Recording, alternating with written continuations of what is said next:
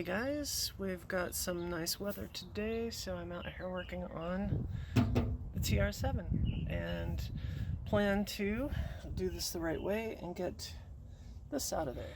The spring is pretty lengthy and there's nowhere to get compressors in here, so you literally have to remove a couple of bolts from the back side of this and disconnect the brake line and then drop this out, and then I should be able to switch out these guys. So also gotta remove these 3 nuts up here, and then once that's out, then I can use the spring compressor.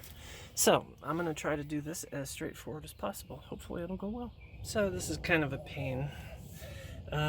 You have to disconnect 3 large bolts off the back of this, and then you got to take off the main ball joint there. This is so funny. This is like go-kart or golf cart sized stuff in here. It's just so flimsy and small. It's crazy.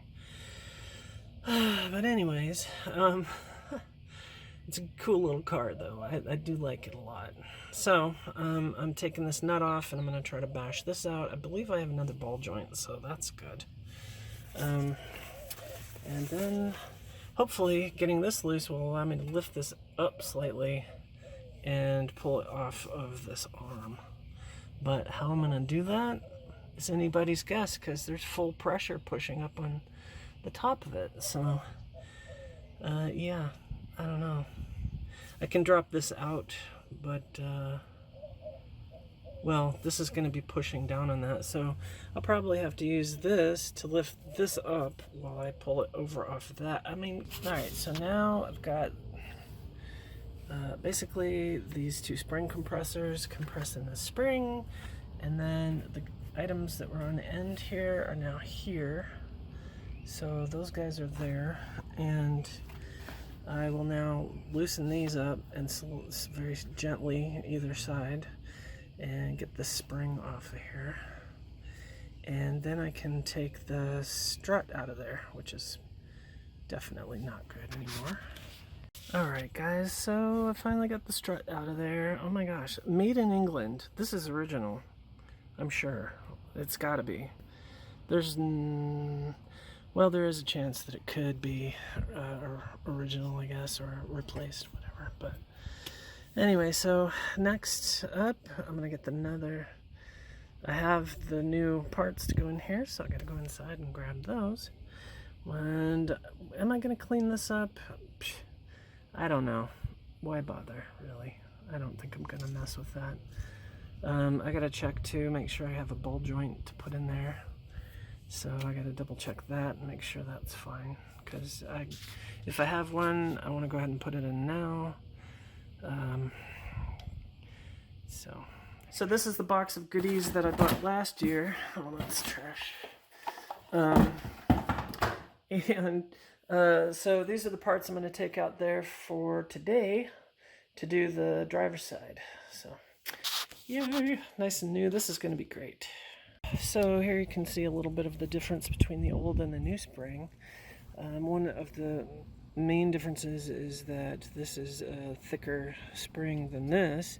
This one is designed to be more of a GT style road spring, so hopefully that will give the front end a lot more stability and a longer life. Okie dokie. Well, I got it back up in there. Oh, it's looking good. And we got these on there. Just gotta tighten those up, and these bolts, and I gotta put that bracket back on for the sway bar. And I should be done with this side. Whew. It's a lot of work. This has taken me about 3 hours so far. Ridiculous. But it'll be nice to have it done and move on. Using a jack to lift this up and compress it slightly. You could use spring compressors up there, I guess, if you wanted to, but and that way I was able to lift this guy up over the ball joint. So that's not pretty, but that's fine because that's all getting replaced anyway. So yeah, Next, gonna remove these 3 nuts, doop, doop, doop, and pull this whole assembly out, compress the spring, and swap out everything. Now, what I've done is I've had to tap this loose to unscrew it out of this cylinder. That is pretty tight. It's a piece of what looks like aluminum or pot metal, maybe. So there's a new one that comes with the new strut. Once you get that out of there, then this guy ought to just come straight out like that. And this one actually feels pretty good. It's got some resistance to it. The other one did not. So still though, they're both going. One noticeable difference between the two I've noticed is the ends here are not, they're flatter. The end is more flat on this old one than the new ones, and I'll show you that when I get the other ones out here.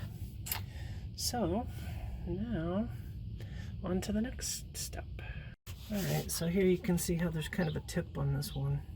It's a little more rounded, but it does seem to work okay. I did find on the other side getting this thing started was kind of a pain, but I think we're good. We're gonna get this back together. And okay, so now in order to get the spring onto the whatever the hell that assembly is called, we have to compress the spring.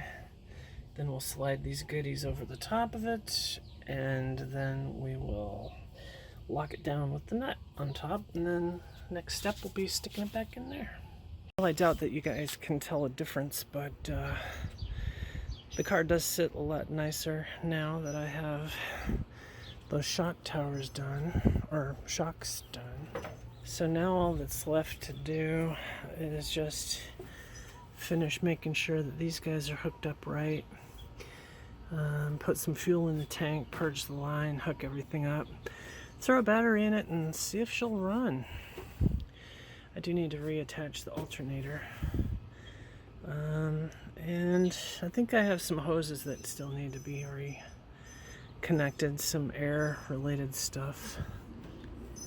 By that I mean clean air related stuff. I did take the pump off.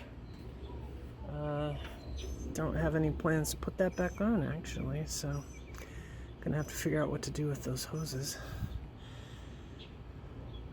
But anyway, that's where the Triumph stands. It's a decent little car. It's kind of small, but you know, is what it is, I guess. I like it. I've always enjoyed it. Let's take a look inside. So it's gonna need a new top, obviously. I did redo the door panels myself, but I still have some work to do. There's bits of the old cover that I had on it. I reupholstered these seats myself. I actually sewed this and stitched it and everything. I copied the design from the original ones and did it myself. It's a nice little car. It's a 5-speed 4-banger, obviously, and it really does run nicely now since I rebuilt it. So she's kind of rough though. She needs a lot more work, but I've got to be honest, I don't want to work on this car anymore. I just want to go ahead and sell it. It's a good car though, definitely nice and solid.